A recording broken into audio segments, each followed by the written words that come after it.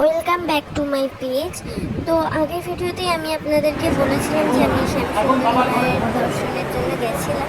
তো সেখানে যাওয়ার পর আমাদের এতক্ষণ অঞ্জলি দেওয়া সম্পূর্ণ হয়ে গেছে।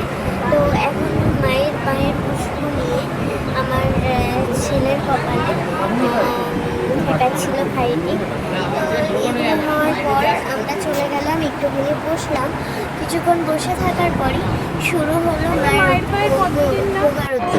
তো সেখানে ভিডিও আপনারা দেখতেই পাচ্ছেন।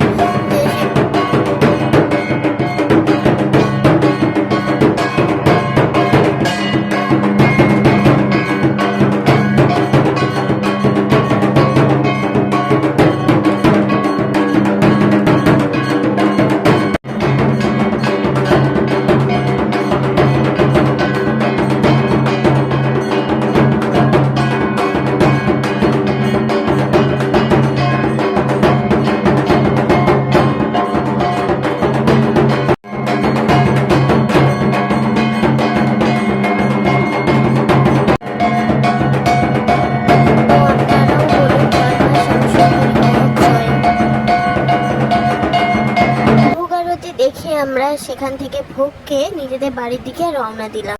আপনারা কিন্তু কমেন্টে জয় মা শ্যামসুন্দরী মা জয় লিখতে ভুলবেন না। জয় মা শ্যামসুন্দরী মা।